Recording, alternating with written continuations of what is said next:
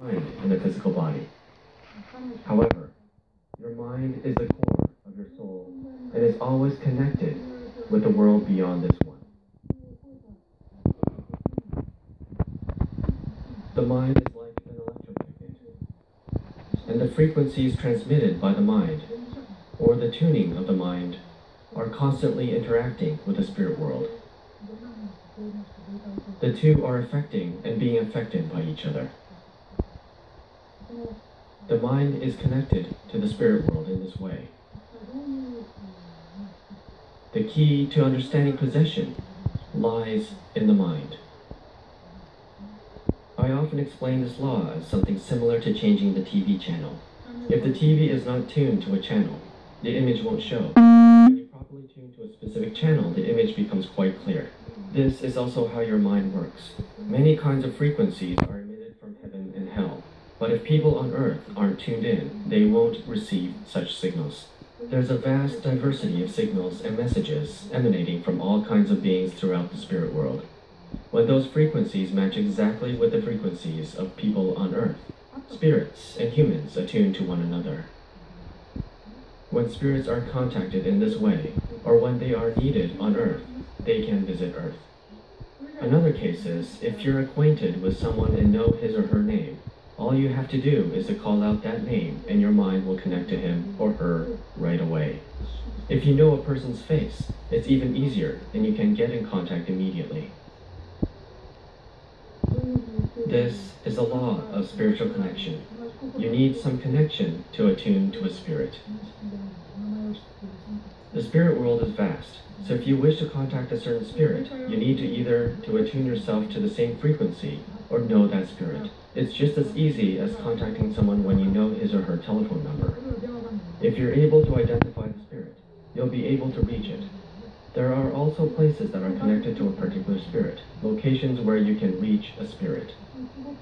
A spirit can possess a body when there is something to attach itself to. Spirits are able to latch onto areas where the blood flow is disrupted and congested.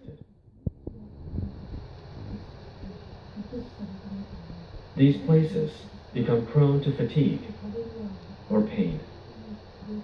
Spiritually, these show up as a dark shadow. These are where a spirit can attach itself. For instance, people suffering from rheumatism, or who say that their feet are always cold, often have a snake spirit wrapped tightly around their legs. People who always complain of headaches may have an animal spirit riding on them and pressing down on their head. Those who continuously suffer from unusual shoulder or neck pains may also have the spirit of an animal riding on them. The same is true for pain in the lower back. Spirits can possess different parts of the body. Let me explain why some spirits possess living people. As you can imagine, hell is a damp, dark place where the light of heaven doesn't reach, where the spirit sun doesn't shine. Hell is a place without light. Similarly, a mind that opposes light blocks it. A mind that opposes light reacts to it by creating clouds.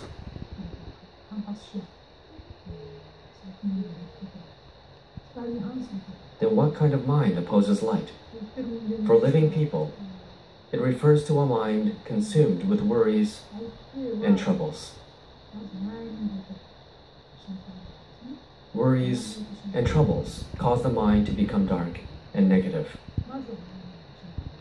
As long as you're living human beings on earth, you won't be able to live without worries. Everybody has worries. But as long as you have the ability to resolve your worries and problems, you'll be all right. However, if you're unable to solve your problems, your mind will become shackled. Your mind becomes bound to one spot, and you won't be able to stop thinking about the problem. If this continues for a long time, meaning that if your thoughts remain fixed on a single issue, then the spirits in hell will see this as a rope handed down to them. They'll look at this single long rope and think, what is this rope in front of me?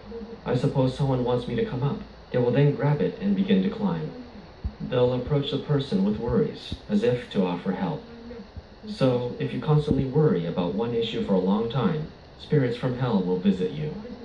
Those with worries probably aren't bad people, but when they remain focused on one problem and are unable to solve it, the vibration of pain it gives off will attract spirits who are on the same wavelength. Spirits that resonate are able to connect with the people who give off that vibration. When any president considers taking his own life, the spirits of other presidents who have already committed suicide will come to them. There are company presidents who died 1, 2, 10, or even 20 years earlier and have been languishing in hell, or those who never made it to hell and are still haunting their old company or home. Such spirits latch onto the feeling of people who are in a similar situation and come to them. The spirits may believe they're consoling and supporting people who are suffering the same problems, but in fact they're not helping. They're trying to drag those people into hell. Objectively, the spirits are dragging the living down into the same morass to increase the number of fellow sufferers. These spirits aren't necessarily acting out of malice when they drag their victims into the other world.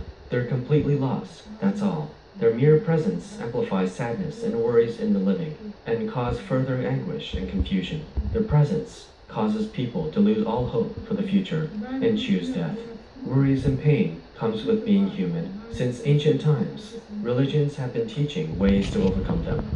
By holding on to worries and pain for an extended period, they develop into attachments, making it difficult for you to escape. Holding on to worries for a long time can be dangerous. Therefore, you must abandon attachments and free your mind from such worries. Some ways to overcome them are praying to Buddha or God and practicing self-reflection. As a result, you'll feel somewhat relieved and the spirits possessing you will leave. You must stop thinking in ways that amplify your worries. Another method is to think positively. Have a brighter heart and cut your ties with evil spirits. Different religions use different approaches to help people. The point is, if you hold on to worries for a long time, you'll eventually attune yourself to evil spirits and attract them to you. Large numbers of people die in the cancer wards of hospitals. I'm not sure whether such facilities are good or bad because the people who died in these wards are unable to return to heaven, most likely remain there. I'm sure there are plenty of such stray spirits. When a new patient is brought in, these stray spirits think, a new guest, and possesses the patient. These spirits endlessly repeat the cycle of possession and death. By changing your state of mind, you can get rid of possessing spirits. Even so, possession continues to occur because currently countless spirits are unable to return to heaven after death. This is a major problem, so it's quite troublesome that religions have little power. This is why the world is filled with people who do not have a basic understanding of the truth. The goal of enlightenment people must attain is the truth that human beings aren't physical bodies, but are essentially spiritual beings. I presume that about 70% of people haven't reached this level. Therefore, it's extremely important that you believe in and are devoted to a righteous religion while you're alive. If you do, you'll be able to find salvation quite quickly after death. The spirits who work to assist the dead will come to help you, of course. Then all you need to do after returning to the next world is to change the habits you had when living in a physical body to those fitting for a spiritual body. This change of mindset is a little difficult to do. It's not easy for people who die unexpectedly and have no spiritual knowledge or awareness to depart this world for the next. People who die of illness may be more or less aware of their death, but those who die suddenly, such as ones who get into a traffic accident, will find it very difficult to accept their death. They'll be eager to live for 10 or 20 more years, and if they still have their career and family, they won't be able to let go of their attachments so easily. Their minds would be focused on such problems, so they end up coming back to their home. In most cases, the spirits of the dead live inside the house with their spouse and children. Although they may be worrying about their spouse, children, or grandchildren, the fact is that they remain attached to this world, possessing family members. They have nowhere else to go since they don't know where to return to.